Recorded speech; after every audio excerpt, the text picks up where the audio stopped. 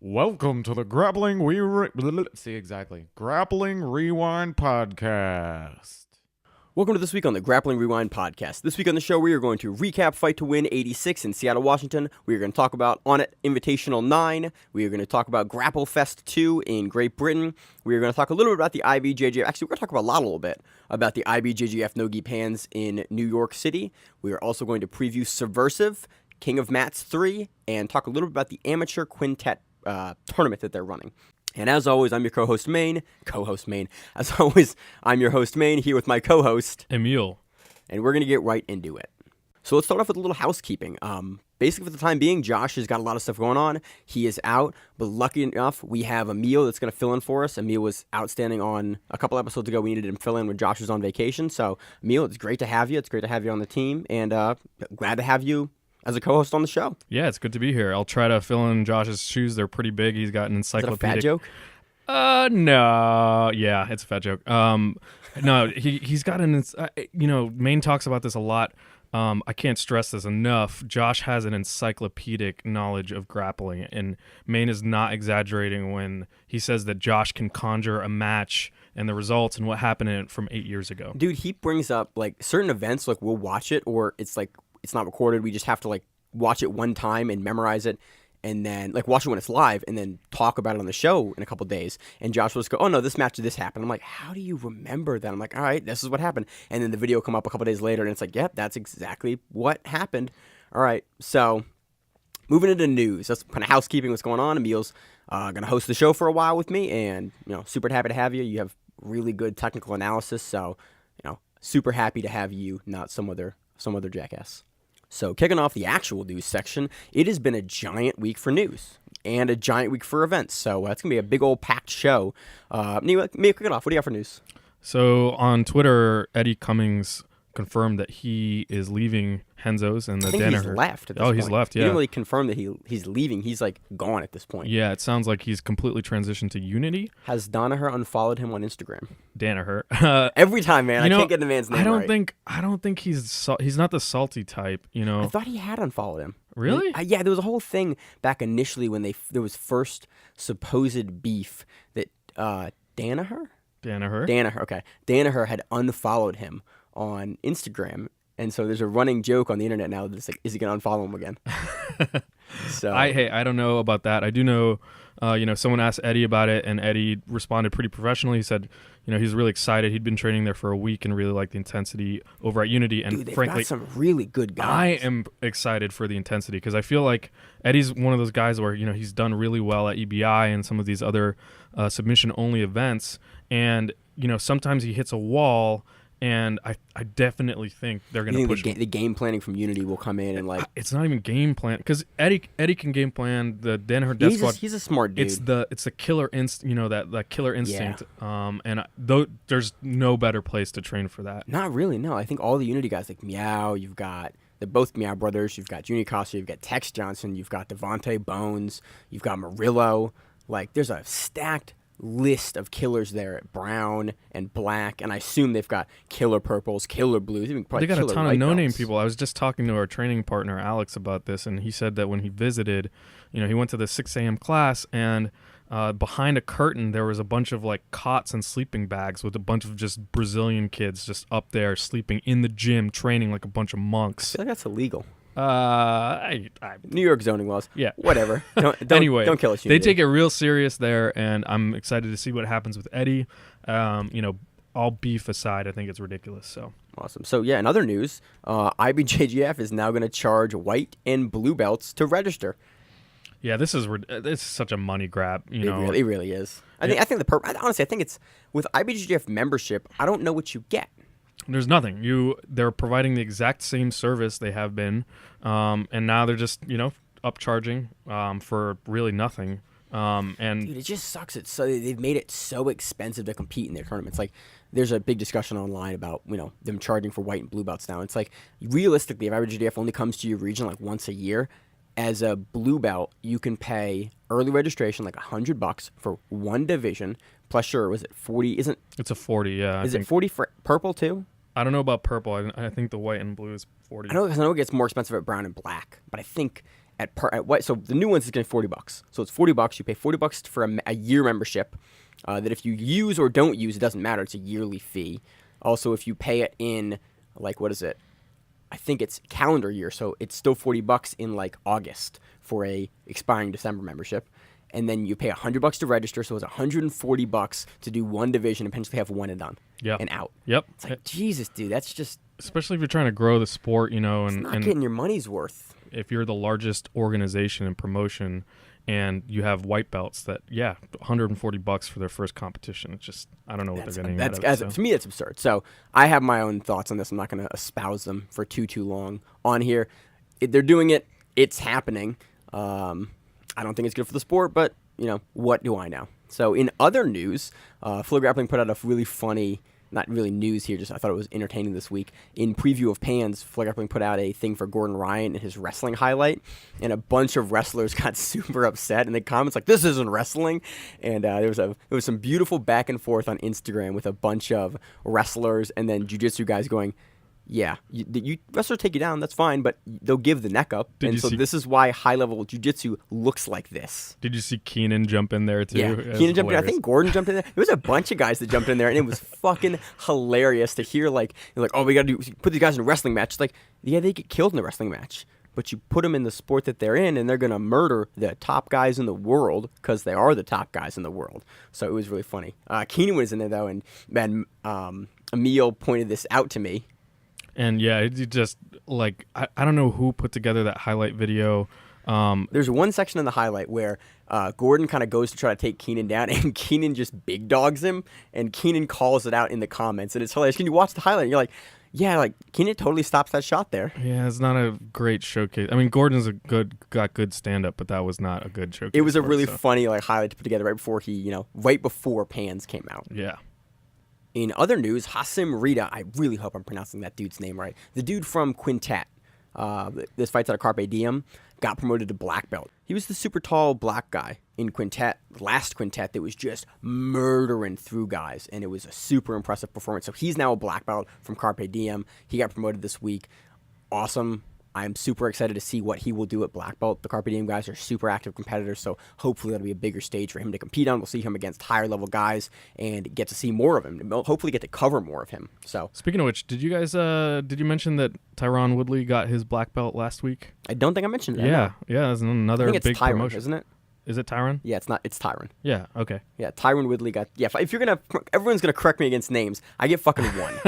I get one. Yeah, he got his black belt in the octagon, and there was a multitude of BJJ memes. They basically showed him getting the belt, like happy, and getting his black belt and like breaking down. It was an exciting moment. That's really cool, especially if you win.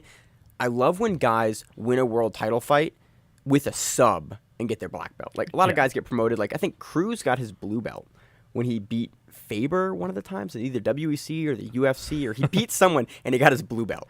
And there's a beautiful Bill Burr rant, or like a beautiful Bill Burr Monday morning podcast about it, where he talks about the UFC, and he's talking about it, and he goes, and this guy got his fucking blue belt. He goes, he won a world title fight and got his blue belt. Search, I think it's Bill Burr UFC 134 rant or something like that. Beautiful, hilarious thing talking about Dominic Cruz getting his blue belt after winning a title fight. So speaking of MMA news, we have a new matchup this week it was announced this past week, BJ Penn and Ryan Hall. Yeah. It's happening. It's happening. We usually don't cover MMA on the show, but two really, really good grapplers are going to fight. I assume this is... Honestly, with BJ Penn recently, I have no idea what to assume. I would love to see a grappling match. I've just been, I haven't been an MMA fan enough to remember his heyday. You kind of missed out. Missed it. It was fucking dope. So I've seen him in really some of the worst MMA matches I've seen recently. His last win is Matt Hughes. Man, I think 7 or 9 years ago. And we're all going to be hoping for a jiu-jitsu match, but if that's what they wanted... No, I'm hoping for retirement. Yeah. I love motherfucker's a world champion. Yeah. Like, I also wish I was a billionaire, but, that's not on the table right now. You don't own Hawaii. No. Yeah. And, what we do have on the table is, a way over the hill guy fighting a guy who fights like every other year, more or less. So yeah, Ryan Hall's super inactive. Well, I mean, he wants to cherry pick his fights, I think. Which is reasonable. Yeah, Like, yeah. You're that stage in the career, you're that accomplished of a grappler and Yeah. technically, as a fighter. So fuck it, you get to pick who you pick. Yep. So this is this match. This This money match is happening. Yep. So in other news, we have some new date announcements. The Euro date was announced for IBJJF Europeans. That's going to be January 14th to 15th, I think. Something like that. Yep. Kasai Pro announced Kasai Pro 4 November 10th. I think the qualifier for that is a 145-pound qualifier, and that's scheduled for October 13th. So They're still taking applications, and this is for the 145-pound tournament, I think. yeah, and then the qualifier will be that open tournament they do October 13th, and then the winner of that will be the last seed, basically. I call it the dark horse seed. The dark horse seed, the qualifier seed for the Kasai Pro 4. So that's super exciting. I fucking love Kasai, dude. I love that qualifier. Every single time on that qualifier, we get some dude that like, oh, we're going to follow him now, and we covered this dude. You know, we've covered Junie, we've covered, pick your guy. It's been great to watch the Kasai Pro qualifier and cover it.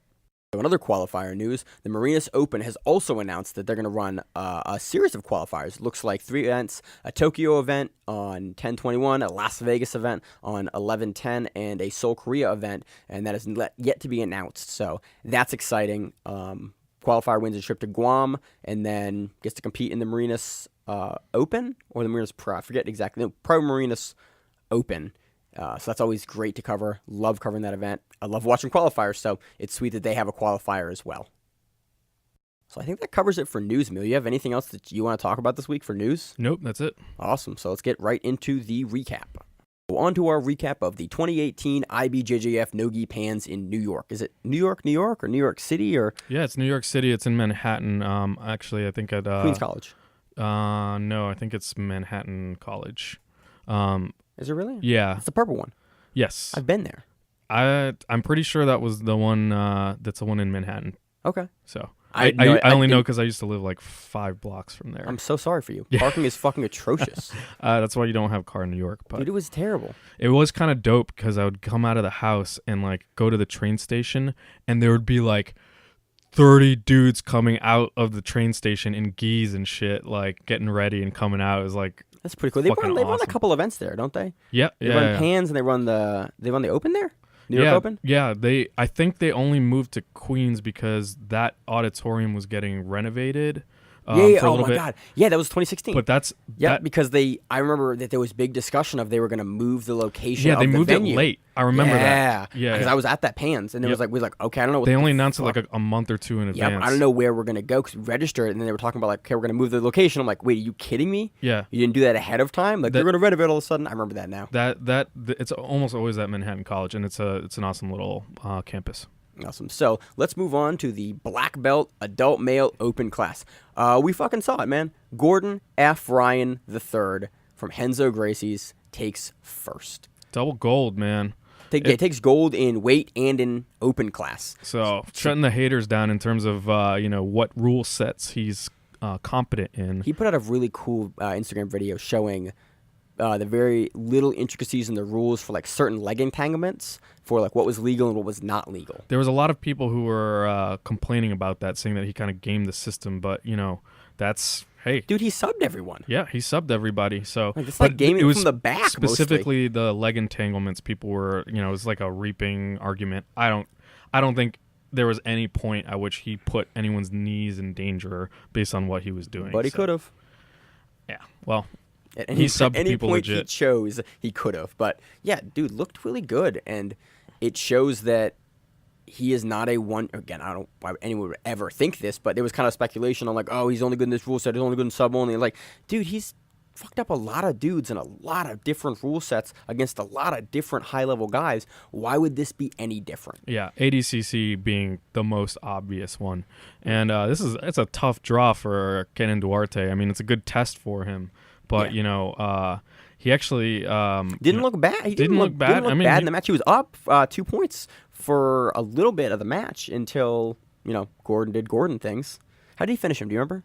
It was by rear naked choke. Yeah, he jumped like over his guard kind of almost in the mount, and then Duarte turns to not give up the mount points, and Gordon kind of scoots to his back, gets the ad because he didn't basically get into like a clean mount, and then gets on his back and just crushes a choke, and they kind of roll around, and then so they only have like 25 or like 35 seconds left when he taps him. Yeah, that's a 10-minute match down to the wire. So, and is completely even on points and ads. Yeah, there's 2 points apiece and then 3 ads apiece going into the last 30 seconds of the match. And real it close, was exciting. Yeah, real close. But Gordon shown that aggression. Dude he gets to the back so well against high level guys, and you're just like, God damn, he's got the leg game and he's got that wicked back game too. And he actually had an Instagram post that was basically pimping Danaher. Danaher. I need to have it written down in front of me. Danaher's back attack system, because basically that was a series at one point of the match. At one point of the day, he used to get to the back was literally on the DVD. That's how he won his division.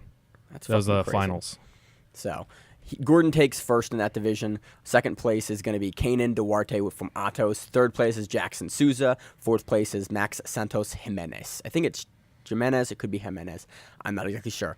Onto the black belt, unless you got anything else on the open class, Emil, you want to talk about. Onto the black belts. Again, Gordon F. Ryan III, taking first place in ultra heavyweight. Second place is Max Jimenez again.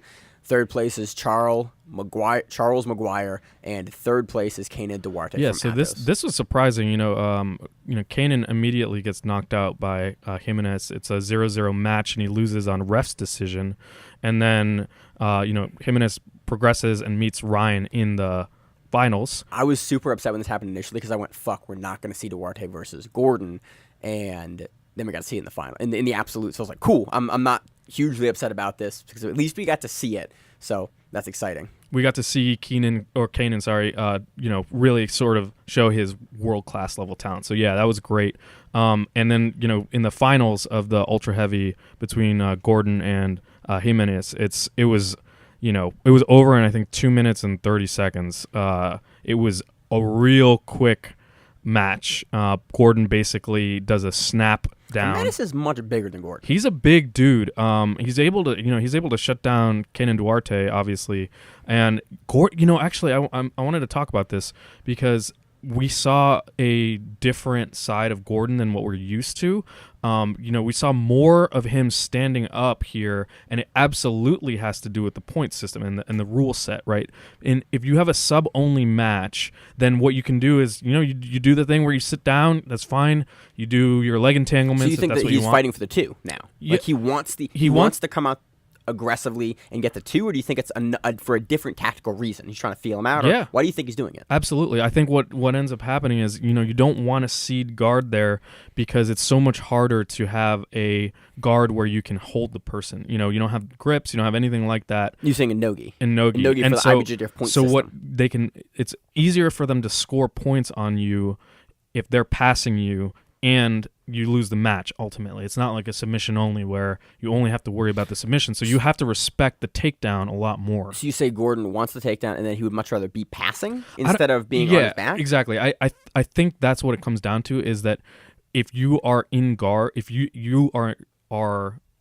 have your guard, you are probably more likely to lose in a Nogi IBJJF rule set because you've got to sweep. Sweeping's really fucking hard in Nogi, and then can just the guy can pass a lot easier, and then you hold get you 3 for passing, right, and hold. Okay. So I don't know. That's my speculation. I don't know if he was just maybe trying to prove something, but I in the other weight divisions you saw this too. You didn't see really a whole lot of the I'm going to sit down and let this person try. There's a lot of aggression from the feet, which is great to see. In the black belts, I think, especially in Nogi, we covered Nogi Worlds last year. You see a lot more of guys. You get a lot more boring pushing matches, but you see a lot more guys fighting for the takedown than the pull in the gi. I didn't really think about that until just now. That's a really good point. I didn't either until I was like, oh, this is cool. Gordon's on his feet more. This is, it's exciting to see. And he was working a lot of kind of like Greco stuff and like a little bit of foot sweeps, but then he hits this brutal snap down and gets him in a front headlock. Talking about Jimenez, by the way. Yeah, the Jimenez fight in the black belt ultra heavyweight division in the finals. So Gordon snaps down Jimenez and gets him to sort of turtle, and he immediately takes the back at this point, sinks in another rear naked choke. So Super quick, too. Again, his finishing on that rear naked choke is so fucking good. And his go behind to the back was good. It was smooth. Like, you saw, oh, yeah, this dude can be successful in these other rule sets. It's really cool to see him at IBJJF again, even though, I have my own thoughts about IBJJF, not particularly being a huge fan of them, but they are the top organization with the top guys in it, and that gives him the top matches to go against. So happy to see it. I'm starting to appreciate the point system a little bit more now too, just Yeah. having watched this. Although the one thing is, I don't think I like the 10-minute matches. I think I saw, especially in a tournament format, you see a lot of people kind of hanging out for the first 5 minutes at black belt. ADCC's tried to address this. Like, this is I don't know. People are always going to try to game things. It's just that with 10 minutes, I go back and forth on the 10-minute thing because, for one, I want to see the high-level guys get a chance to work. But, yeah, in reality, you really don't see most guys. The guys who are going to go for it are going to go for it from the jump. But the guys that aren't going to go for it are going to stall for the first 4 to 6 minutes. every single time. But then It's like again, you clockwork. get certain matches where guys are back and forth for 10 minutes. So it's like, do you want to limit it or do you want to not limit it? And so it's this weird, but yeah, I think that you see a lot of matches where guys will play kind of the push game for the first at least 3 minutes of the match, where it's like, okay, you're feeling the guy out, but like you're literally just watching two experienced elite level black belts push on each other. And yeah, I understand there's a meta and there's a gamesmanship to it, but fuck, it gets boring sometimes. So yeah, I don't know. I think, what did you say? How many minutes do you think is a good time for an I think elite 5 black belt minutes, match? man. I think I would rather see more matches at a higher intensity than wait for the rare 10-minute shootout. That Yeah, I doesn't think happen that they are frequent. rare. Yeah.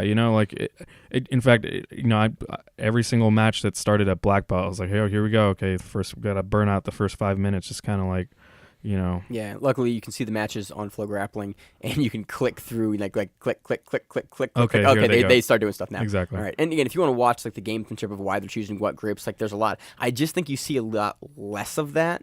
It's the feeling out process is far more individual in Nogi than it is in Gi, where it's like, okay, is this guy gonna give up this grip? And the Nogi, it's like, I'm looking for my opening to get what I want, and then when I want, I explode into it. So yeah, you get a lot more pushing matches in Nogi. So anything else to add on the ultra heavyweight division? No. Awesome. Moving on to the super heavyweight division. In first place, we have Aaron Michael Johnson from Unity, Tex Johnson.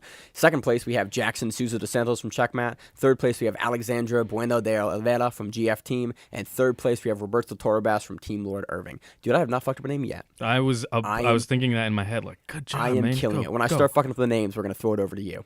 On to the black belt adult male heavyweight division. Hamulo de Souza Alivedo from Vitor Shaolins in first place. Second place is Thiago Sa from Checkmat. Third place is Benjamin. What's that name, Leo? That's Zachary, dude. No, You- the third name. This name. I thought you got caught up on Zachary for a second. Lenyard. Third place is Benjamin Lenyard. And third place is Diego Arujo from Soul Fighters in Connecticut. On to the black belt medium heavyweight division. Marcos Tinoco gets it done. He's been on a tape. I saw him at DC Open last weekend. Looking good. I think he took that division as well. Second place, Nick Calvinisi. We see him on Fight to Win. It's cool to see him. We saw him against Gilbert Dorino Burns at Philly. I watched that live, and we saw him the next weekend in Baltimore. I forget he was in Baltimore, but goddamn, I'm happy to see him, competing again. Super fun guy to watch. Third place in the medium heavyweight division, Emil. Isaiah Shonuff Wright. And Shonuff is an outstanding nickname. That's a reference to The Last Dragon, if you haven't seen that movie. I've not seen that movie. Oh, yeah. Shonuff, the Shogun of Harlem, man. What year is this movie? I don't know. It's like late 80s, I think, early That's 90s. why. You heard the last podcast, Emil, where I say the 80s is a garbage decade? You With have garbage problems, film? my friend. You have deep problems. And third place in that division, third place is Michael Anthony Perez from Atos. Moving on to the male middleweight division, Dante Leon from GF Team takes first place. Dude's been looking good. I'm not surprised at all that Dante Leon took first place in this. Second place is Michael Trasso. Third place is Enrique de Galarza from Silver Fox BJJ. And third place is Oliver Keesang. from Sampa BJJ International. On to the lightweight division. This division, This is a stacked division, yeah. man. I was surprised, and I had some good highlights. I think, number 1 we got Johnny Grippo taking gold. Why do you say his name like that? Johnny? No. You say Grippo. Yeah. Is it Grippo or Grippo? It's Grippo. Is it really? Yeah. I've been fucking up his name for like years now. Yeah, Johnny Grippo. Grippo. Yeah. Huh. That's how the Henzo guys say it. So, yeah. Well, is it like a Henzo pronunciation or is it like the I actual have no pronunciation? idea. Yeah, He yeah. trained a Henzo, so I assume they probably know. Yeah, how to that's why I think right. it's Grippo, yeah, not Grippo. Oh, my bad. I mean, they can fuck names up too. Like actually, one of my instructors there complained because they kept mispronouncing his name and it drove him fucking crazy. So The instructor, Jesus. Yeah. Second place is everyone's favorite AJ Agazarm from Gracie Barra. Yep. He somehow managed to get second, and Dude, he's really good. Like everyone bullshits about him. He's really fucking good. He is good, especially in the IBJJF rule set. Like that dude can grind out 2 points. Yeah. Well, actually, one of his first match I think was he grinded out a couple of ads, and so that was. I feel like you're really rolling the dice if you're relying on ads in early rounds in a IBJJF tournament. But hey, he had a pretty competitive match with Johnny up until the very end. Up until Gripple scored 10 points on him? Yeah, 9. 9-0. 9, right? and he had him mounted with a freaking arm triangle, and I was screaming for him to fucking rip AJ's head off. Nothing against AJ. It's just I love fucking subs, and it's like, come on, man. If you're there, I love subs. Go for it. Why not? You're the just bleed guy of jiu-jitsu. Yes. I just fucking love subs, dude. You got him in a freaking arm triangle. Just go for it, man. Yeah, it was mounted. It was off you got to a the few side. seconds left. You're up 9-0. Fucking rip his head off. Yeah, so he looked good. I mean, honestly, they both look good. AJ looked good in this tournament. Third place for this division is Herbert Burns. Burns. Jesus, Dorino's brother. And wait. Yeah. Is that Dorino? No, Gilbert. Yeah, Gilbert Burns is Dorino. Jesus. Herbert Burns, Gilbert Burns' his brother. And in third place is Matheus Gonzaga. Anything else to add on this division? Mm-mm. Cool. Moving on to the black belt, the black belt adult male featherweight division. Ian Philip Sanders, first place. Pablo Duarte, second place from Atos. Third place is Adam Bentanu. And fourth place is Silvo Duran de Barra Saviera. I do got to save Adam's name. So that's Adam Benayoun. Oh, my bad. From 50-50 Jiu-Jitsu.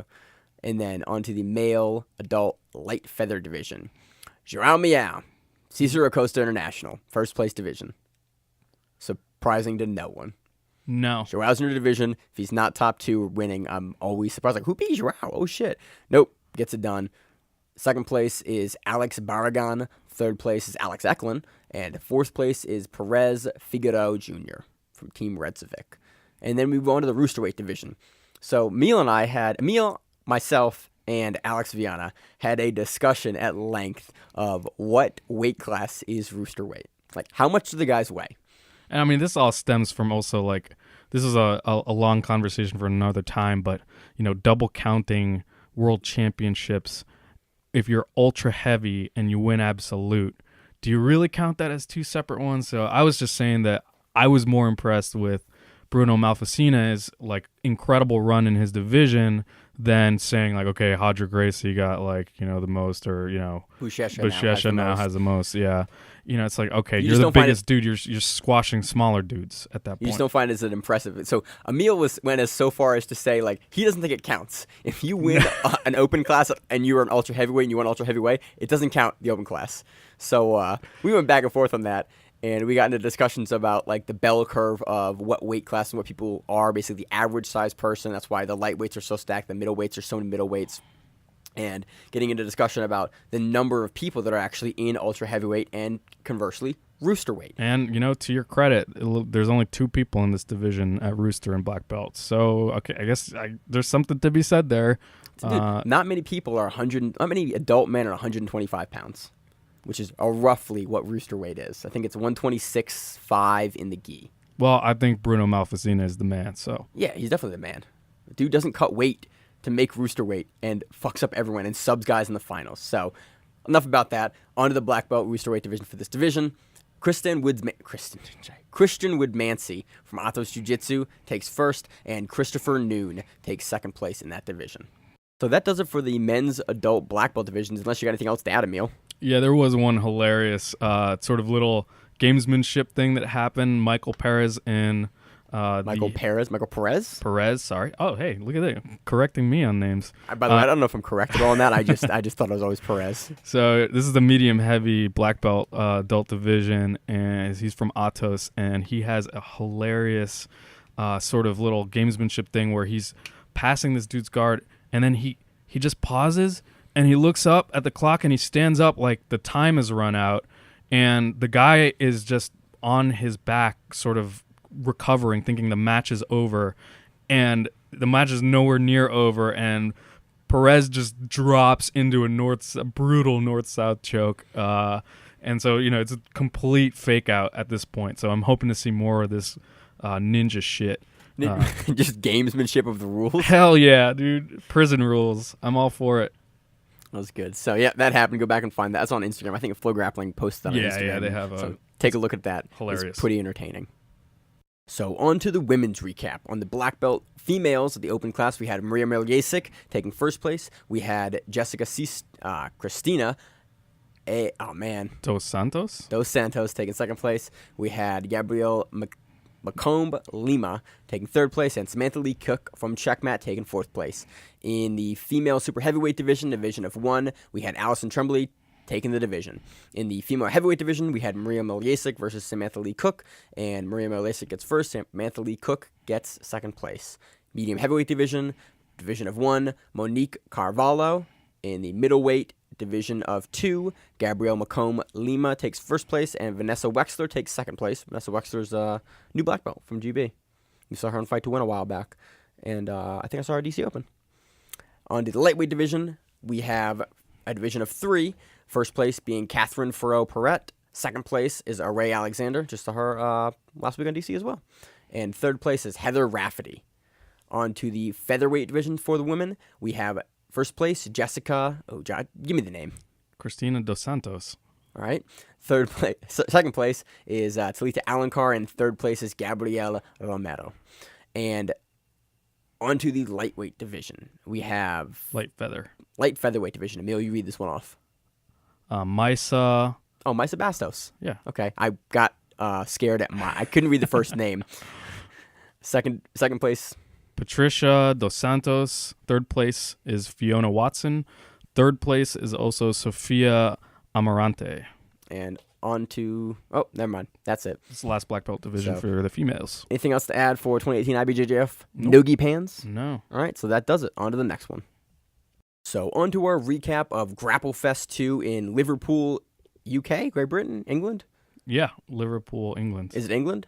Yeah, I'm Great Britain, but yeah, sure. All right, so Liverpool, England. So this one was headlined by Craig Jones versus Matheus Diniz.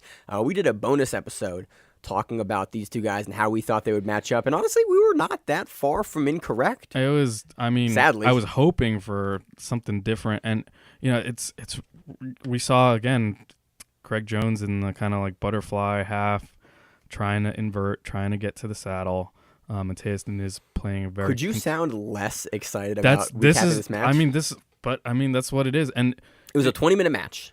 20-minute match. We really didn't see a whole lot. And the Craig Jones even says in his social media, hey, we didn't get, it was good. Matheus Diniz is a really good competitor. We didn't really get anything going. And it's like, at this point, he's self-aware. And I was hoping that self-awareness meant like, he's going to do something different. He had some stuff he tried to get going. Like, he was definitely more aggressive in this match than he was on the Husmar match. Yeah, sure. I mean, he definitely went for more things in this, but you never really saw him get deep on anything. You never really saw Matheus really get like passed for too long. When he started to get past, Craig would turtle invert and work through. Matheus did do some explosive guard passing.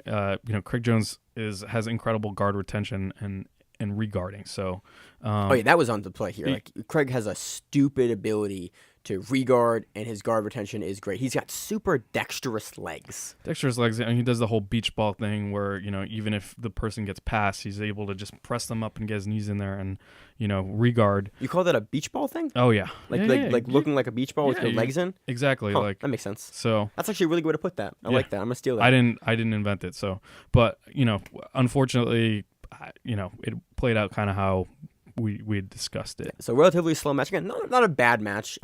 It is not Craig's slowest match. It's not Matheus' slowest match I've seen, but Craig gets the decision. How do you think about this? How did you feel about the decision? It was controversial. I think, I saw Matheus doing some really, I think was more active. You saw it because he was in top position more. He was top position, and he was doing, to his credit, he was definitely doing some explosive passing at times.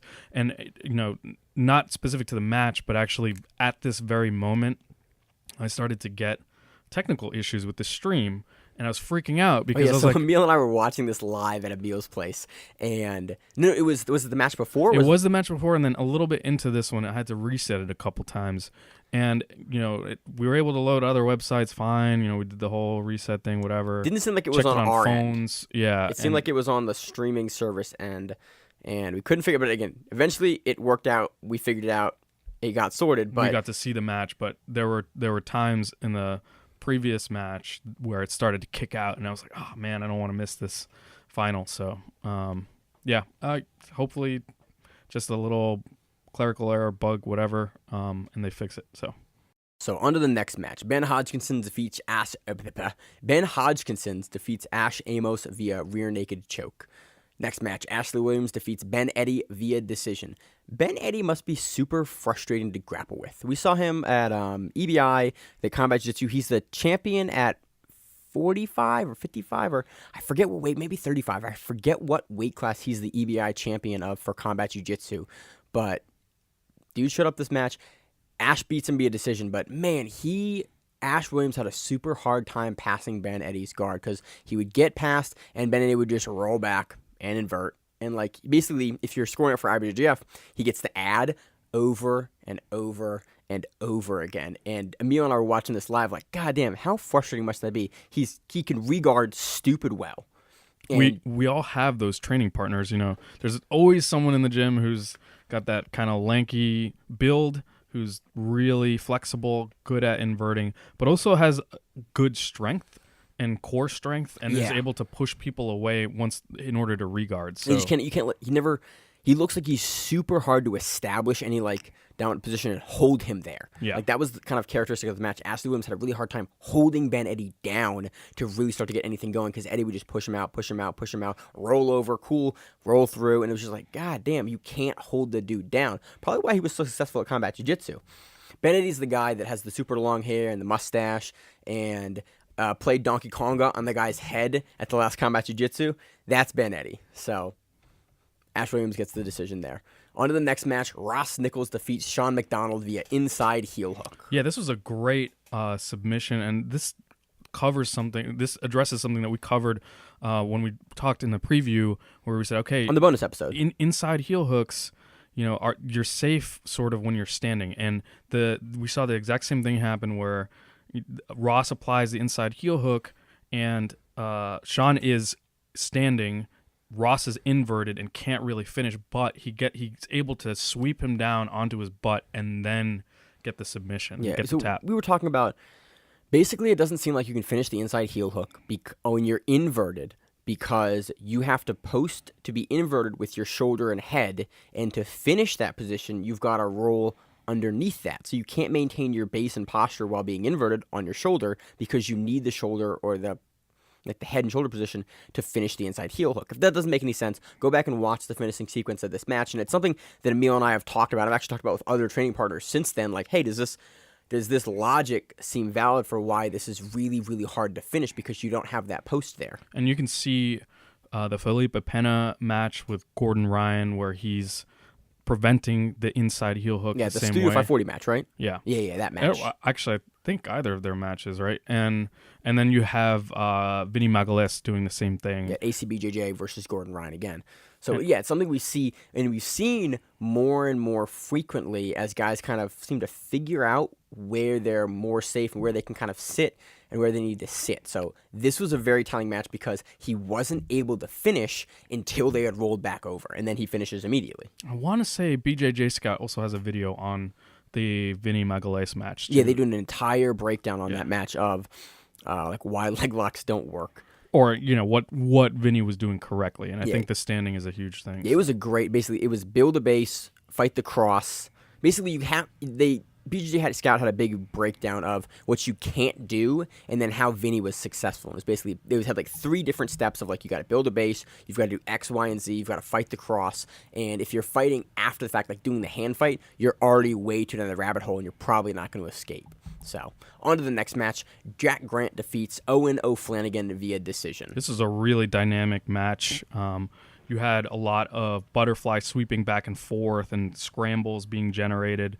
Almost a little sloppy, but totally entertaining. Super entertaining. Like it got really back and forth, and it was way more. You don't typically see higher level guys be this scrambly with like really just trying to grab whatever they could. And this was a lot of fun to watch on this card. The whole event was really fun. It was like, great. The setting was really cool too. Emil and I were talking earlier about the setting of the event. It was a daytime event, and it was in like. What do you want to call it, Emil? Like a club, restaurant, bar type thing. Yeah, it was a super cool location to have an event. It looked like it was a multiple tiered setting. They had like a barricade in front of it. They had like a booth seating to the side of the mat, and they had like this big, like double staircase on what would be the north side of the mat, basically. And honestly, it'd be great to have like a table and watch some of this stuff. Sit there with some drinks and food and stuff. It looked like a super awesome experience to be at the event live. The announcers was pretty good. The audio was pretty good. The whole production quality of the event overall was good. We enjoyed it. It's cool to watch grappling midday. And you know what? We talked about the camera work was pretty solid too there. Oh yeah, and they had good angles on it. There was nothing where I was going, what the fuck am I looking at? Like, wow, they swapped between the cameras well. Like, it was a good event. It was fun. I think they do. It would be nice if they had the names of the competitors. Yeah, that was posted. one thing that was super hard. We had to pull up a separate card that had who we were looking at, and we were trying to match it up and then listen to the announcer to figure out, okay, this matches what's on. And it ran pretty straight order, but again, that was a little harder to follow live. Again, trying to make notes for the event, trying to cover the event. It just made it a little more difficult than we would have liked. I like picture-in-picture, when they do the overlay with the names. It's just super helpful. I honestly like stuff like the UFC does, which just leave the names on the screen, like, constantly. Like, even at the bottom, real small, just leave the 2 guys' names on it, just so I can remember what match I'm watching when I'm going back, when I'm trying to search between a whole event. I can just see it in the bottom. Oh, this is this person's name versus this person's name. Kind of like they do for tournament settings, except for IBJJF, have the whole fucking name. But yeah, it was a good event. So next match, you have anything to add on the match? Nope. All right, next match, Stuart Cooper defeats Ben Dyson via decision. Stuart Cooper looking big as shit, as per usual. We saw him last time on, I think we saw him on Quintet, and we saw him on, not Quintet, Boa Super 8. Did we see him? We saw him on Quintet for Tiger Muay Thai. Yeah, we did see him on Quintet. And we saw him on Boa Super 8. And so, again, defeats Ben Dyson via decision. Next match, we had Matty Holmes defeating Ben Bennett via heel hook. And this is another really great match. Good back and forth sweeping and an awesome finish, too. So definitely one of the other matches that adds to this great event. Really entertaining. That's a lot of fun. Next match, Kieran Davern versus Nick. Ooh. Nick what? Forer? Kieran Davern defeats Nick via armbar. Emil, you're doing Coffee this now. versus Chris Walsh via decision. You gotta say, so Tom Cough defeats Chris Walsh via decision. Jay Butler defeats Harry McKnight via heel hook. Maya Holmes defeats Lucy Harrison via decision. Shay Williams defeats Theo McEverett via decision. So on the undercard, there was a bunch of matches on the undercard as well. Go through, look at some of those. Again, the entire event was a lot of fun. There's more than we can cover today on this event. A lot of fun. Go back and watch it. I would highly recommend it. Excited to see GrappleFest2. A lot of fun. Anything else to add, Emil? Nope, that's it. Awesome. So on to our recap of Onnit Invitational 9 in Austin, Texas. So this event had a 155-pound tournament that had Keith Krikorian in it, had Damian Anderson in it, Jordan Holly, Phil Swartz, had Chris the name Emil. Orozco, Andrew Slater, Brandon Gambucci, and Craig Campbell. And then the 170-pound tournament for the event had PJ Barch, David Garmo, William Tackett, David Husley, Jordan Peitzman, Will Wempe, Daniel Hernandez, and Zach Edwards. I do not know why I fucked up Daniel there. Dude, I was about to say, you're about to get killed by Daniel. Come on, man. Come on, damn Daniel. So it also had a bunch of super fights on the card. Caleb Isaac, George Costanza, Jacob Lee, Jimmy Flick, just a bunch of others. We're going to talk about them in a minute. You know what? Fuck it. Let's start with the super fights. Let's start with Ricky Lule versus Frank Rosenthal. This was the final super fight of the event, and this may be the one I was most looking forward to. Frank has been on a tear recently. I think we've seen him on Rise. We've seen him on... I think we've covered him like 4 or 5 times in the last like 4 months. He's been great. This match was a lot of fun. I want to talk about just the finishing sequence of this match. So match finishes, they go into overtime because this is Onnit runs an EBI style tournament. So basically, you finish regulation, you go into overtime. The super fights, I believe, only had 1 overtime. And what an overtime it was. So Lule starts on Frank's back, and Frank almost escapes. Basically turns all the way through, and Lule switches it to what looked like a pretty tight armbar, right? What do you think, Emil? Yeah, no, it definitely looked pretty tight.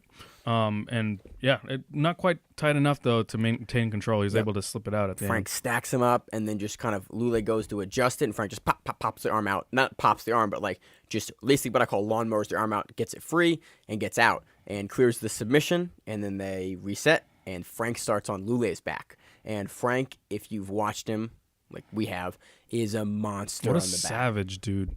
So It just looked uncomfortable. Like he's squeezing the shit out of Ricky Lule. yeah. So he starts on the back, and immediately, as all the guys do that are familiar with this rule set now, locks the body triangle. Super quick. He locks an inside body triangle. Lule stands up, which I don't recall if I've ever seen a guy stand up in EBI overtime and not get finished. I don't think it's a very good strategy unless you can slam, but even then, slamming from Like trying Rico to, Rodriguez versus Marcelo back in the day. It's just I don't think it's a particularly good strategy.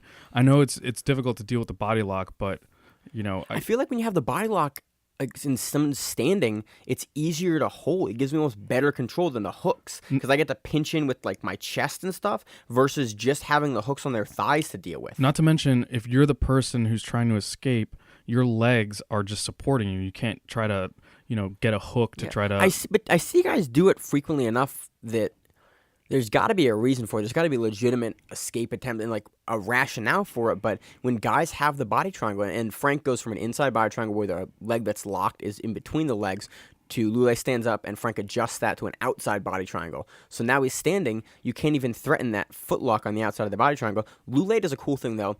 He stands on one foot and he tries to kick back and he tries to like pop the hook off or the body triangle off with his hand. Frank sees that, uses that to snake his hand in front and locks up a super deep rear naked choke. And Lule fights it, goes to the ground, and Frank finishes a super deep rear naked choke and, wins this match. It was a super exciting match, great finishing sequence. Onnit Invitational right now has 2 videos up on their Facebook page. This whole event streamed on Facebook. We'll talk into some of the more technical issues that we did have with it at the end of the show here, but it's in the second video, and it's about 25 minutes from the end of the video. As you can see this whole finishing sequence. Highly recommend it. Really exciting match and really exciting finishing sequence in overtime.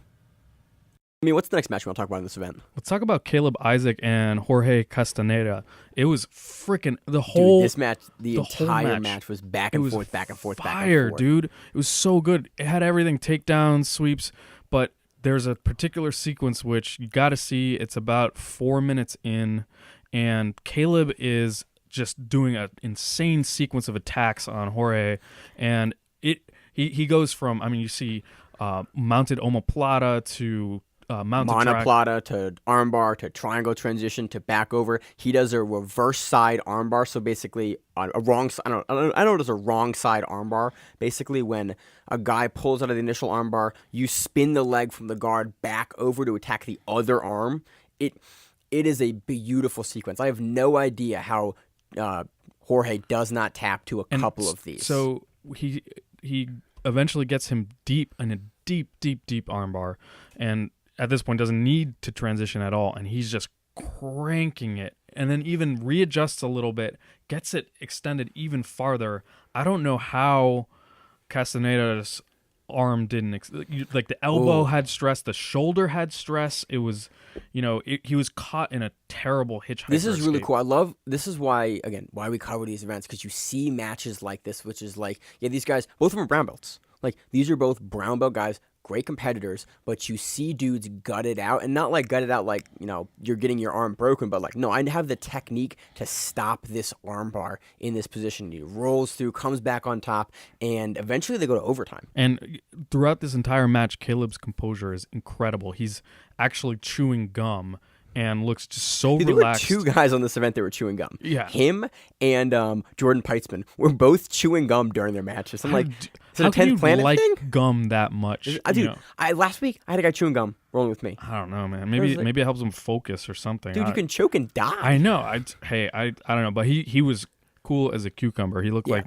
Ben Henderson. I think if this went to decision, I think Caleb Isaacs would have definitely taken it, but it didn't go to decision. It went to EBI rules overtime, and in the overtime, George starts with the arm bar first, and he's squeezing on it, turns, and he keeps him in there for, what do you say, like 30, 40 seconds, something like that. And, you know, Isaacs escapes, and then Isaac starts with George's back. And George shucks, gets him off the back, and he knows he's won. And he wins with the quickest escape time in overtime. But overall, tremendous match. Oh, yeah. Go back and watch the match. In the first video EBI posted, again, the audio is about 25 seconds off in the video, so just mute it and just watch the match because the commentary is, we'll talk about it in a minute. It's about an hour and 12 minutes in, something like that. Go back and watch the match. Really worth your time. It's, again, why we cover these things. It was just an outstanding back-and-forth match with, you know, a great finish. So let's get into the tournament now. So we're not going to talk about every single match because it's always super hard to talk about every single match when it comes to a tournament, especially with the events we had this weekend. So, is there any particular match that you want to talk about? We did see something flashy. There was a match between Jordan Holy and Phil Swartz, and Jordan Holy hit a nasty scissor takedown, which, you know, that's a takedown where you kind of hold your breath when you see it. You're like, is someone... On honesty, nowadays, guys throwing the scissor takedown know what they're doing. They do. Like, I haven't seen a dude... Again, they're banned in most tournaments, so probably why. Like, I see him all the time on Fight to Win. You see him on EBI. You see him on, like, Onnit. You see it frequently on Onnit. And then where else do you see him? You see him at Quintet. Like, the guys that know how to do him know how to do him. It's just you can't be doing them at, like, white, blue, maybe even into purple. Like, in a pro event, go for it. But I haven't seen a dude get his knee blown out ever, honestly, in this move, because probably they're only on pro events, and so guys know what to expect. There's a really famous judo video of the guy getting his knee just exploded. I think they're like heavyweights, like big dudes. I can't see that stuff, but it does put you in a great position because not only do you have the takedown, you're right there for an inside heel hook, and that's how that match ended. So it was a great finishing sequence. Again, I love watching guys just jump into it, take the guy down, roll through, and then finish the heel hook. So that was the Jordan Holly match. I think it's Holy. Did I say Holly? Yeah. Okay, Jordan Holy. My bad. Names, man. I'm bad at names. So let's talk about the finals match for the 155 tournament. We had Jordan Holy versus Keith Krikorian. Again, I think so. Keith wins this via heel hook, to really surprise to no one. I messaged Keith about his match here. He is 62-0 in 2018. That is fucking savage, dude. There was a chat that was running on the side of this event, and it was great to talk during the event and talk about the matches. But it came up that he was like 60, like 59 or 58 or 61-0 as this tournament progressed, and I went, wait, really? That's 2018. We're not even in December. Dude's had 60+ matches and 0 losses this year. Like, that's what we've covered all the time. That's what we see him all the time, and this match was no different. Hit a beautiful finishing sequence, heel hook sequence on Holy, Jordan Holy, who clearly is proficient with leg locks too. So, it's no slouch, but hey, that's just the level that Keith Krikorian's at. It was really cool to see Holy spun through and like almost out of the heel hook, and Krikorian was able to knock them back over into a position basically where they're, what do you call it, like a saddle position or like a leg entanglement position. And Keith is able to finish, like, basically looking at him, and he rolls through, finishes the heel hook, gets the tap, and, is the 155-pound champion now for Onnit. Wins the tournament. I think he wins $2,500 too. Yep. So that's awesome. I love seeing guys getting paid. On to the finals now for the 185-pound bracket. We had PJ Barch versus William Tackett. So in this match, PJ was pretty dominant for most of the match, and eventually, you want to talk about the finish sequence? Yeah, he just catches him in an armbar position at first, and it's deep.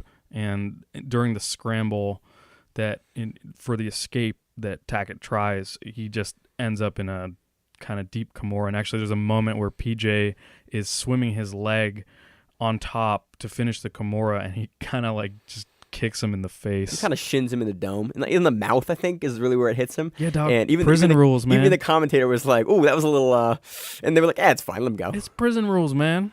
It's a tournament. I mean, it's not really. It's definitely not a kick, but it's definitely not a kick in the face. But he's trying to hold position, and on the roll through, you see PJ just transition on top. By the way, it's a really weird way to finish a Kimura.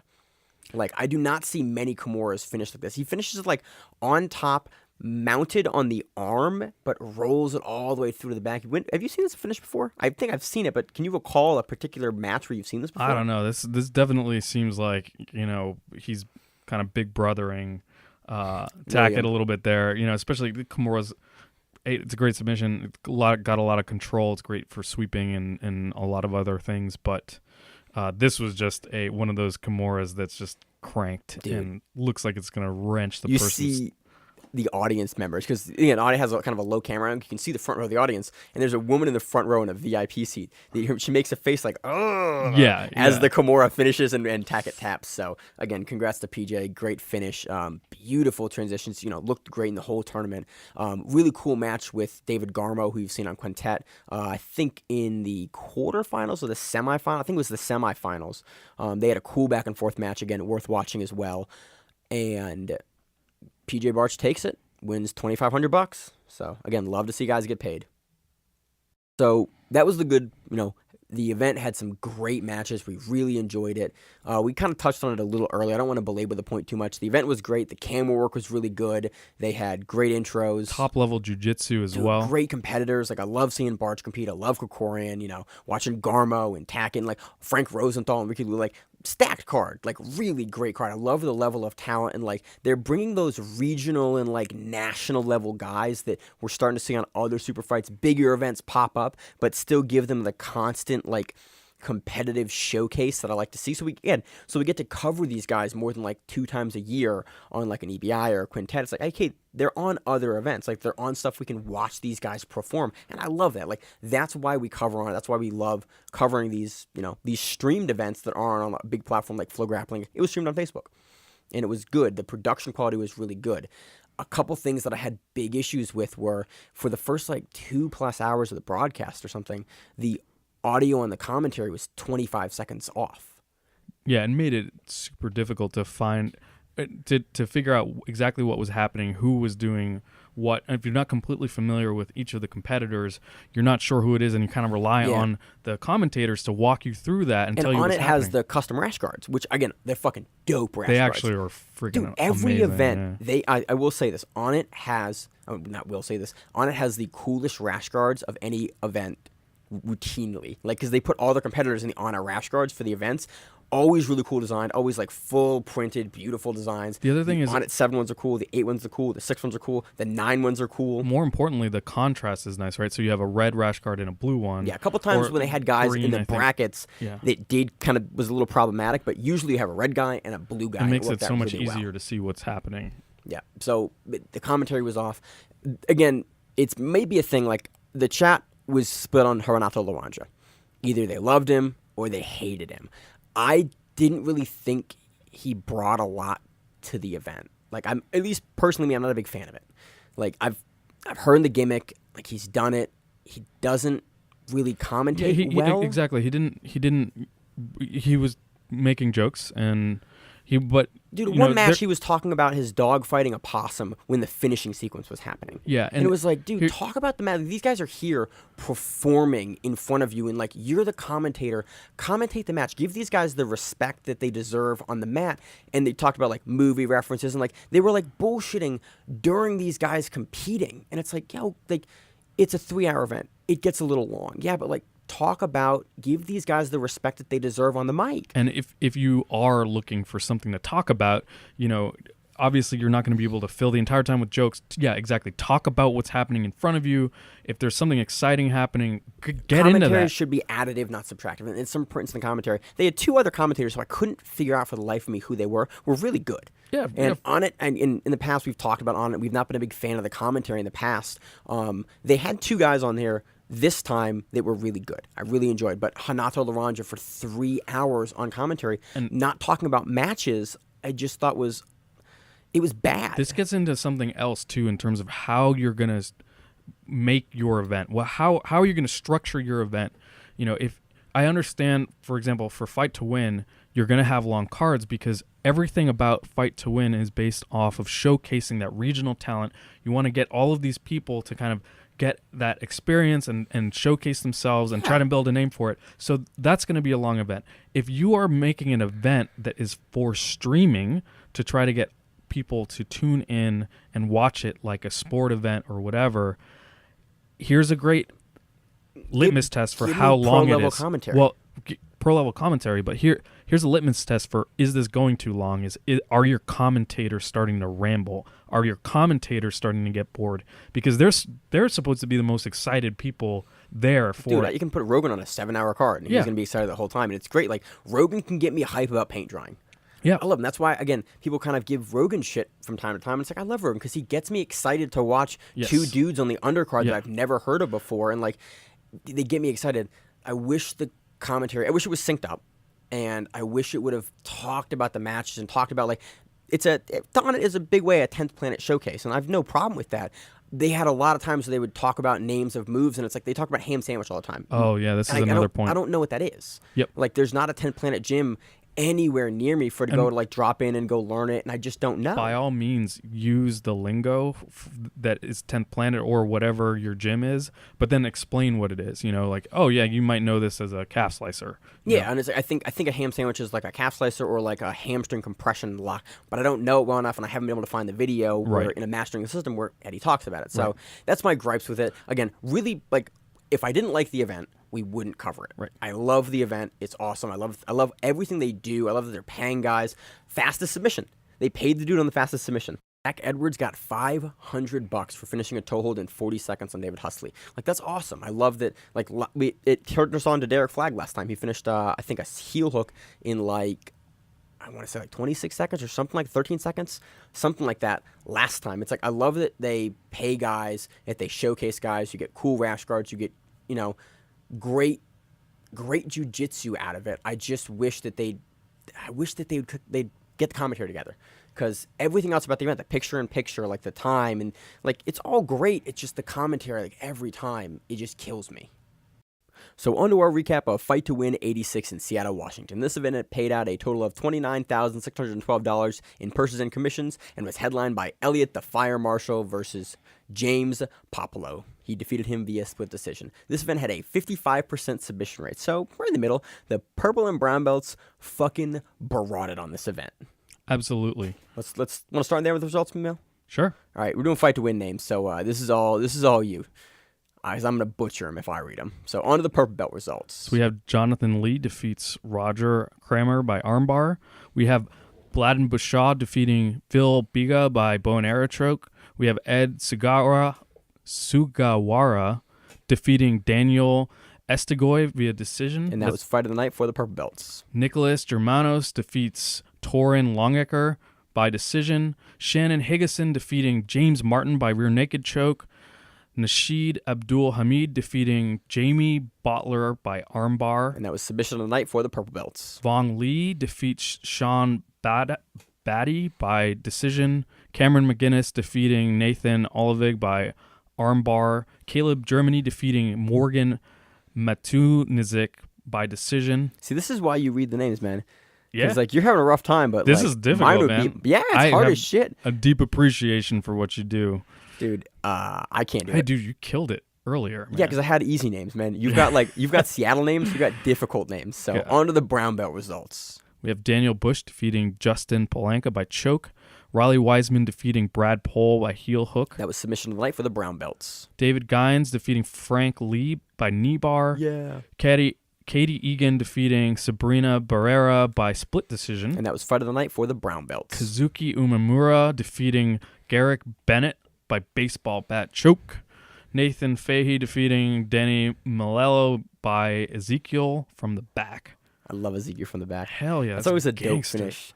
It comes on so brutal too. Dude, it's like a really effective. You see it a lot at like a high level too. I saw it earlier today. Someone hit me with that. Greg, the brown belt, hit me with that. That brutal. sucks because like you get hit with you're like, oh cool, I'm gonna die. Right. So Sean Weisenberg defeats Andy Jong by rear naked choke. Jai Kennedy defeating Josh Garello by decision. And then on to the black belt results. Got Adam Smith defeating Matt Nielsen by armbar. Jay Palacios defeating Sa Kim by step over choke. Aaron Martin But you defeating... seemed confused about it. You know step over chokers, right? So the choke where you have them laying on the ground, you grab like the lapel or the collar or like a collar or sleeve. You stomp out and you, like, decapitate them. You basically stomp over their face and fuck them up. Yeah. The step over choke. Gotcha. Where were we? So, let's see. Step over choke. Yep. We have Aaron Martin defeating Kabir Bath by armbar. Josh Calvo defeating Jose Lanis by split decision. I have no excuse for that. That's my middle name. Charles Johnson defeating Josh Ratliff by decision. Melvin Revilla defeating David Stegman by decision. James Eric Foster defeating Foster Bailey by split decision. By the way, that's James 300 Foster. He's that dude has more fucking shoulder roll A5 gis than anyone I have ever seen. He used to be sponsored by Shoulder Roll, and he was on commentary for Fight to Win a couple months ago. Great commentator, good competitor, great competitor too. He has a gym, and he posted a panorama of his gi closet that had to have had, I think he counted him like 180. He has 180 gis. 180 gis, shoulder roll A5s.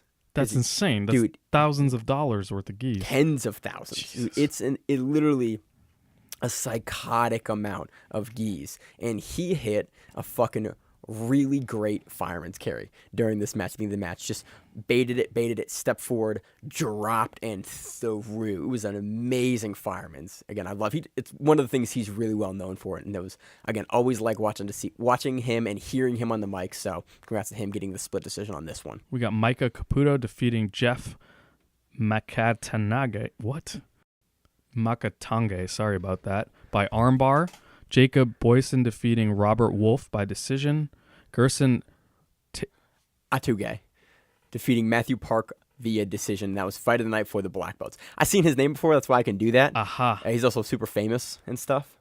Thanks for bailing me out, buddy. Dude, I did. I got your back, Emil. I got your back Appreciate in a it. throwing you under the bus kind of way. This was a super, again, deservedly fight of the night. Super back and forth, like dominating match. You saw Gerson at one point from the standing guard jump for like a toe hold, like a rollover. How would you describe that, Emil?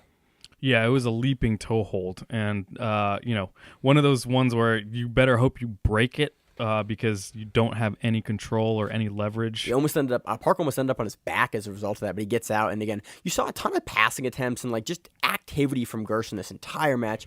Great match, really. A really cool showcase match that I love. Fight to Win puts these kind of matches on. Anything else to add, Emil? No. All right, on to the next match. We got Gustavo Pires defeating Kyle Mitchell by decision. Carlos Sievert defeating Joe Marchi by triangle. Brian Johnson defeating Paul Gutierrez by choke. Tracy Goodell defeating Cindy Hales by reverse triangle Americana. That was submission of the night You for wanna the talk black about, belts. You want to talk about this one? Definitely, dude. This finishing. Let's just talk about the finishing sequence of this match. This looks like it sucked. Yeah. Oh no, this is an atrocious way to get submitted. Before the recording, Emil and I were talking about this because I looked at this and eventually, like, I understand it's Americana, but I looked at it as a mirror lock because it's a triangle, not an inverted triangle. Sorry, a triangle from the back. Right. Would you consider that a reverse triangle? No, that's a triangle It's from a the triangle back. from the back, Yep. which are different things.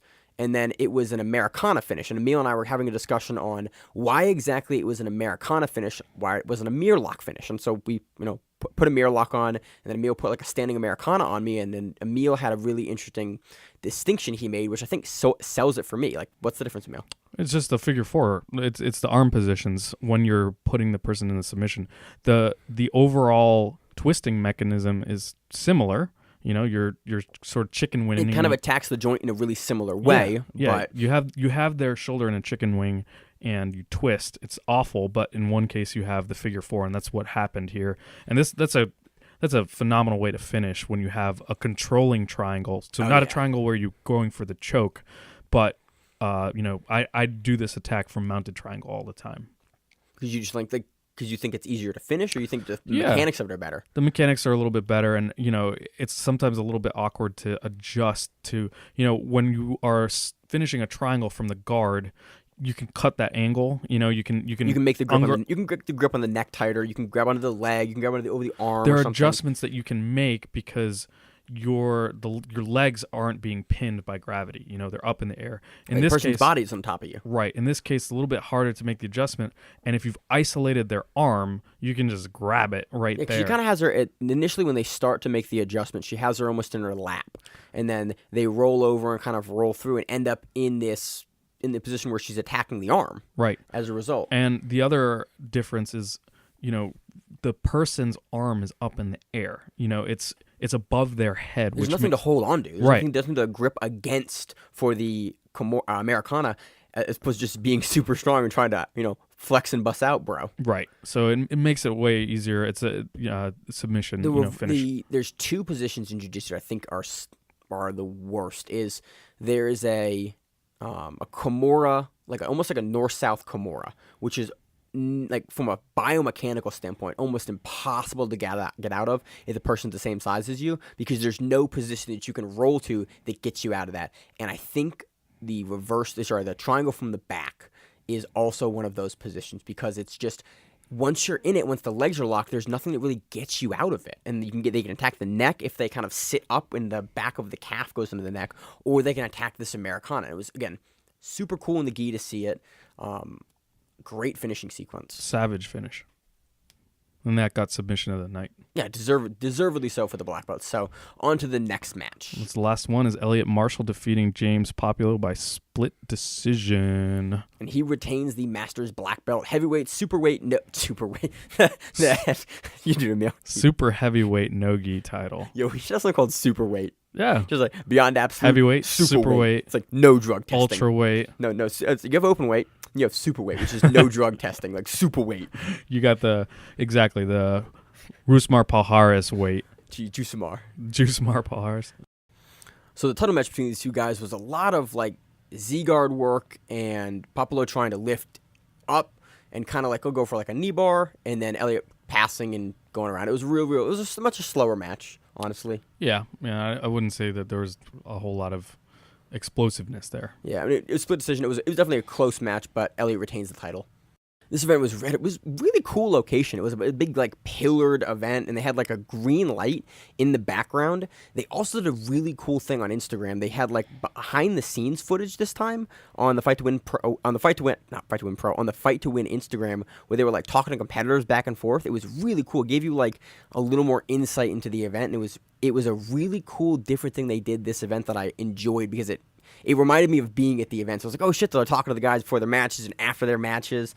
It was really cool. It makes a whole lot of sense when you have local cards, local guys, might not be entirely familiar with them. You know, it's one thing if, you have the Mendes brothers, you're going to see them answer the same 8 questions over and over and over again. But it is interesting when you see local competitors, you don't know much about them, and actually like getting to know them and stuff like that. It was really good cool. Exposure. I enjoyed that a lot. The venue was really cool. Commentary staff was fucking great. I forgot again. It's always so hard to figure out who the commentators are, and like I want to give props to good commentary, because we see good commentary a lot, and it can make the experience for sure. Yeah, Josh talks about being additive, right? And like we love to see J. Reg Labuto and the commentator, I'm blanking on the guy's name, the commentator for Polaris and Kasai, James Palmer, I think is the guy's name. Great commentator. But again, we see like James Foster. We see a lot of commentators now and again. They're like, oh, that guy's really good on the mic. Like, I want to hear him again. Like fucking AJ Agazarm. Yeah, no. Dude's great on the mic. This event had great commentary. So Braulio Estima, also really good. I like Drysdale and Estima for ACBJJ. Like, they go back and forth. Drysdale will tend to fuck up a name like myself, which I appreciate. He calls Herbert Santos not sure why, but it's great. So yeah, this one was great. Go back and watch it. Definitely a bunch of the black belts. Huge black belt card. So go back and watch that. It was great. On a side note, Men of War 3 also happened this weekend. Marcelo Cohen retains his title at 125 for that organization. It's being broadcast on tape delay on Fight TV, I think. And it's pay-per-view. I think it's $10 to watch it. It's pretty large card, more local event. But that happened as well, and Marcelo Cohen retains his title. So now on to the midway point of the Aki Basho in Tokyo, Japan. We're halfway through the Basho. 8 out of the 15 days have been completed. Big things happening. Kakuryu and Hakuho, both the Yokozunas, are 8-0, which undefeated. Is awesome, and Kakuryu has been kind of, he kind of got shit on a little bit, like people don't really respect him, but, the past couple Bashos, he's been really showing up. He won, and I love to see him emerge, and they were talking about him, and he's an interesting guy. He's kind of like the quiet guy that grinds, is not like super athletically talented like Hakuho. Obviously, no one is. Kind of understated, a little bit of a dark horse, and he just gets better through training really hard. Evidently, he as an example of this, he's Mongolian, and they said that he speaks like perfect Japanese. Really? He just sat down and was like, I'm going to learn this. And he's just the quiet nerd. He's a grinder. He's a grinder. And it's great to see that paying off finally. Yeah. And again, even bigger news, Kisei no Sato, 6-2. Yeah, he's not far from Kachikoshi. So he's getting close. And again, he's not gone against like guys too low in Maegashira. Yeah, I mean, I think the highest is a Maegashira 1, so he hasn't hit any of the Sekawake or, Gamasubi. Or the other Yokozuna yet. And they usually go at the end of the Basho anyway. Yeah, that's typical. Nothing's unusual about his opponents for this Basho so far. But again, 6-2, not terrible, not terrible standing. Yeah. So good for him. Goedo sitting at Ozeki is at 7-1. Good. Takayasu is at 7-1 as well. I love Takayasu, man. It's good to see him also doing well because I think he's on the fence. So he's pretty close also to he'll Kachikoshi. probably get out of Kachikoshi. Yeah. Tochinoshin is at 5-3. Pretty respectable. Pretty good. Ichinojo's having a rough Basho at 2-6. Josh's favorite, Rikshi. 2-6, not a good showing. He's gonna have to really step it up. Yeah, Mai Takume is on the other side of that at 6-2, and Tommy Washa is at 1-7.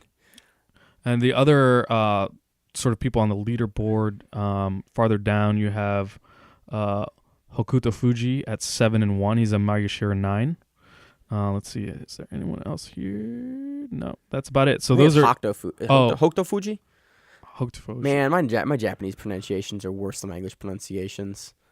So, but still, Takenosho, which is his first time at in the top division, he's at 4-4 right now, having a rougher Basho. So we'll see how he can do, and if he's able to stay in the Basho, he's bumped back down to Juryo. But great to see the Yokozuna being Yokozuna, super the Ozeki exciting. being Ozeki. They are all of them. The are top doing guys well. in the East and West both look like they're showing up. So it'll be interesting to see next week, as the week progresses through the Basho, how everyone looks, and if guys can get their Kashikoshi and who moves up, who moves down. But this is a great standing because it means that the last part of the tournament is going to be fire, where a lot of these people are going to be battling it out. So. Yeah, I think we're going to see Kakuryu and Hakuho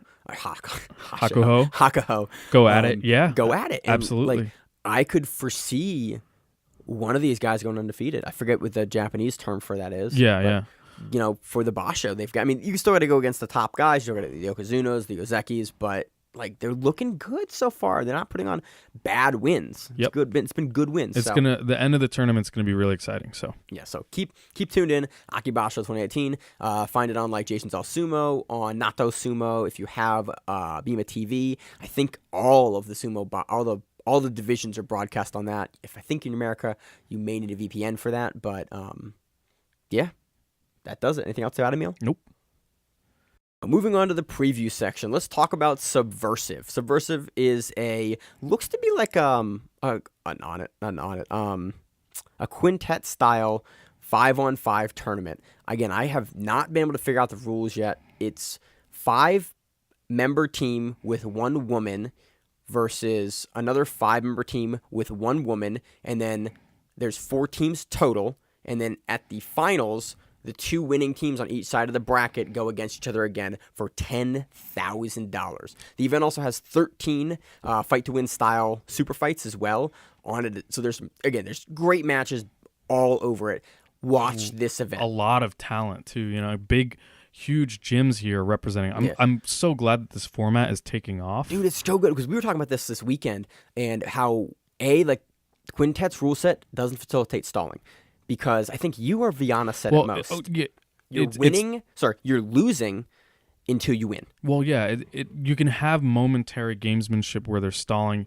We saw Igor Gracie do this with Josh Barnett, but you can't use that as an overall strategy to win the whole event. Because you're going to eliminate it. Exactly. So because every time you stall out and draw, you guys are eliminated. I think, again, given they have 10 Planet guys here that have already, most of these guys it's the same lineup as the Quintet lineup. I assume it's the same format, but again, I could be completely wrong. I hope it is, and it will be curious because it's a 5-on-5 team with EBI rules, so it might be like Quintet, it might be like EBI. The huge question will be ordering, right? Are the women going to be in that order? Are you going to have a crazy matchup like Liz Carmouche versus like DJ Jackson or something? I don't know. So it'll be curious. I have no to see idea how this is formatted. Yep. And I'm really excited to see that. Yep. In the 10th Planet, so right now we have 2 different images we're looking at. We're looking at the Flow Grappling lineup, which has it as a 10,000 tournament. It's 2,500 for the second place. But we have different teams that are listed on Flow Grappling that are listed on the photos that I have. So on the Flow Grappling website, it does say teams' first round matchups to be determined on September 17th, which sounds like the matches are predetermined. So It's not like a random we're going to set our order and then people will fight that way. So it seems as though, okay, so you do matches against another team. That's how I read that. Okay. Again, I have no idea how this is going to work up. It could be not like Quintet at all. But I hope it is, because I really like that format, yeah. And it makes for more interesting fights, I think. Yeah. But we have huge gyms here again. So we have 10th Planet, we have Gio Martinez, we have PJ Barch, we saw this weekend. We have Richie Martinez, who we saw coaching this weekend. We have Kyle Boehm, and we have Liz Carmouche. On the Flow Grappling page, they have Checkmat here, but on the picture we have CSW. Right. So on the CSW team, we have Javier Garcia, Jacob Rosales, Jamie Fletcher, Will Purcelli, and Sabrina Kraft. On the Carlson Gracie side, we have Alex Seaver, we have Jason Yosef, we have Samir Abdul Kader, we have Diego Vasquez, and we have Sofia Nordeno. And then on the Team Lord Irvin team, we have Jason Soares, Angelo Claiborne, DJ Jackson, Tim Spriggs, and Najee Easton. That's savage. That's a rough fucking team. That's to go a up brutal against. team. So I think Could you imagine if they had Muhammad Ali on there too? Jesus Christ. Fuck that. That dude's or Jamil or pick any of your Stan Malachi, pick any of your guys that are standouts. I saw all of those dudes at DC Open Rec Shop or Ray Alexander. Dude, that. If I have to look at this lineup right here, to me, Lloyd Irvin looks like they're set to win. 10th Planet and Lloyd Irvin, neither would surprise me. Again, the 10th Planet guys are really good in these kind of different rule sets. Yeah, they're good, but Lloyd's guys are so good when it comes to just squashing people. Yeah, they just shut people down. The train wreck. Yeah. So I don't know. We'll super see. excited. We also have on the Fight to Win Pro Super Fight. I keep saying it. On the Fight to Win Super Fights, we have Thomas Cronin versus Brian Melendez. That is a black belt middleweight gi title. We have Hector Tapa versus Omar Saba. We have Brian Cavell. What's his name? Clavicilla versus Stefan Martinez. We have Marcos Cruzant versus Jamie Fletcher. We have Fernando Machado versus Jacob Rosales. We have Jeremiah Vance versus Noah Tillis. We have Marvin Castile versus Adrian Vasquez. Like, dude, he's that far on the card. I think they've listed it by weight classes, so potentially he's not that far on the card, but Marvin's a dope competitor as well. We have Alex Fonseca versus Jeff Nolasco. We have Chad George versus Cole Franson, and then we move on to the brown belts, and I think we have a couple purple belts as well on this card. So this is going to be a stacked card. I am super excited. Like, again, this is a new event. I always get super excited to cover big events like this. I hope that comes across on the mic. Super excited. We'll see. I figures we record tonight, and then the matchups come out tomorrow. So as per usual, we're going to get it a day late. So keep a lookout for this. Emil, anything else you want to add about this that you've seen or that you think I'm missing? I'm excited for this. We'll see how it plays out and what the rule set is exactly, but it looks like it's going to be awesome. Yeah. So one interesting thing that I can kind of not figure out, the checkmat team was listed as Ariel Magalhaes, Travis Maglet, Juan Carvalho, Joao Assis, and Catherine Perret, or Catherine Furrow, depending on how you want to say her name. So I'm not sure if they've dropped out or been swapped out for CSW. I don't know what's exactly going on. If I'm getting an old picture, I don't know which team is in, if it's the CSW team or if it's the checkmat team. So just be aware that that could change. Again, the Carlson Gracie team also lists Tara White on there, who we've seen compete versus Brittany Elkin on Fight to Win a couple times now. And so, see, this is really interesting because it says, first round matches are going to be announced tomorrow, and each team has someone at 145, 165, 185, and 205. So you can't assume if it was just the 145ers fighting and then so on and so forth, we would already know what the first round match is going to be. Right, so I assume they're going to fight different weight classes. Whoa, all right. Which is like Quintet, which is, I feel like that's cool. Yeah, it looks like it's a Quintet tournament. I could be completely wrong, but again, I haven't done as much research as I need to. I have no idea what's going on. Well, fingers crossed. But it looks like a super fun event, so look out for that. And that is on September 22nd in Anaheim, California. It'll be streaming on Flow Grappling. Take a look at that. So the last event in our preview section for this evening is King of Matt's Grappling Championship 3, King of the Mountain. This event is streaming live on Facebook September 22nd and starts at 11:45, I assume, a.m. in the morning. It says it is a Nogi submission-only EBI tournament. There's a lot of grapplers. They have their bracket out. Looks like finishers sub-only is where I'm getting the information. They have an Instagram as well, King of Matt Grappling, and they have all of the matchups listed there. I think they may also have some super fights listed on there as well. So take a look at that. Again, looks like a really fun event. It is a 16-man EBI submission-only style tournament. And so, again, I love that these guys are putting on these sort of events. So on the A side of the bracket, we have Zach Green versus Sean Foster, Brant Bazarin versus John Burrows. And these are all the first round matchups. So again, it's a 16-man tournament. So these are the first round matchups on the A side, and then the first round matchup on the B side is going to be red next. Dylan Davis versus Merlin Ramos, John Plazak versus Zach Alderidge. Plazak, I think is how we say his name. Okay. And then on the B side of the bracket, we have Ricardo Casanova versus Alex Hody, Jeff Mock versus Evan Dewitt, Michael Haskett versus Julian Banner, Cody Lewis versus Matt Schaefer. And then, so they will compete and go on, and eventually the winner will be crowned King of the Mountain, I think. So, yeah, it's super fun. Looks like a fun event. I like these EBI-style tournaments. I love when they're broadcast and streamed, and I think the winner wins like $1,000, which is always cool. I love guys. Yeah, winner wins $1,000. I love watching guys win money for professional grappling. So keep a lookout for that as well. So that pretty much does it. How's your first full episode with no third seat, Emil? Awesome. Good. It was outstanding. There's a lot of exciting stuff that happened this weekend. So lots of you literally slotted you in on a marathon week. I have a giant spreadsheet that I've made for the show basically, and it keeps track of every single event that's happening that will potentially be a professional event or have any sort of streaming to it. And every week, usually there's about 5 to 8 events on it. And this week happened to be a bunch of events that we actually wanted to cover. And so it's we picked a hell of a week to kick this off, Emil. We covered all this. We didn't even cover that Quintet is having an amateur tournament that I can't figure out at all. I think you submit teams or something. Yeah, I guess it would be helpful if they had the information in different languages. Quintet needs an English PR posting thing because all of their stuff is in Japanese, which I get is a Japanese promotion. But you broadcast with English commentary. Like you need, like Copapodia has a Brazilian social media and English social media. We follow them both because they post different stuff sometimes, but it lets me keep up with the English stuff. Quintet, goddamn, it is really hard to figure out what they're doing half the time.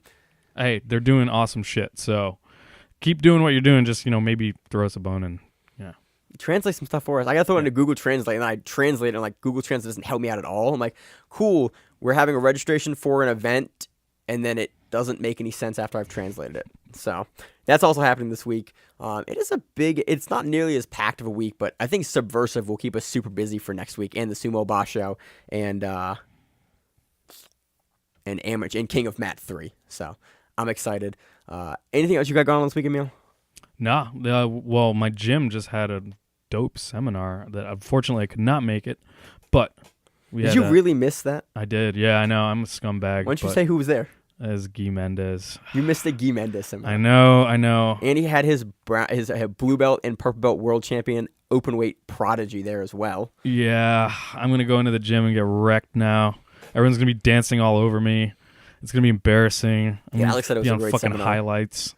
Getting fucking tooled on. Dude, okay, I love the Mendez brothers Instagram because it's just them fucking up purple belts. It is a hateful Instagram, and they just like, what did purple belts ever do to those purple guys? belt abuse. It is fucking atrocious what they do to purple belts. The scary thing is, like, those are good purple belts too. Yeah. Like, those aren't, like, they're not just rolling with, like, run-of-the-mill, like, my-ass purple belts. They're running with, like, oh, yeah, this guy's going to be a world champ purple belt in, like, 2 years. And then they, like, break dance on top of them. It's embarrassing. And you watch, like, that guy's doing the right stuff, and you're just, like, 4 steps ahead of him on the Instagram. I guess that's exactly what they covered in the seminar.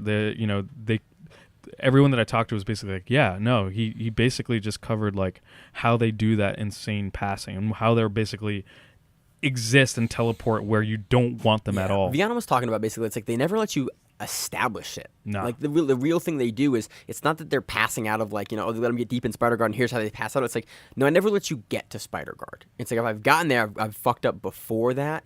And I need to take it back a step and get you out of that and get you in that weird like middle range where you're trying to establish the guard before you do that and fight from there. So my week's going to be regretting not being able to go to that.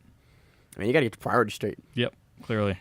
So that will do it for this week's show. As always, I'm Maine here with my co-host Emil. And we will see you on the mats. As always, you can email us at thegrapplingrewind@gmail.com. You can check us out on Stitcher, iTunes, YouTube, and pretty much anywhere you can find Facebook, podcasts. We're on Facebook, Grappling Rewind, Instagram, Grappling Rewind, Twitter, Grappling Rewind. Reach out to us on social media. If you got something you want us to cover, you want to clarify, we are here. You want to tell us we're idiots. Hey, let us know. You want us to pronounce your name correctly? Let us know. Subscribe on the YouTube page. Leave us a review.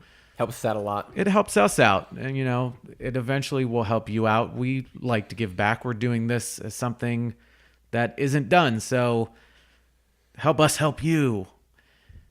Again, as always, I'm Josh. I'm Maine. And this is the Grappling Rewind podcast. We'll see you on the mats.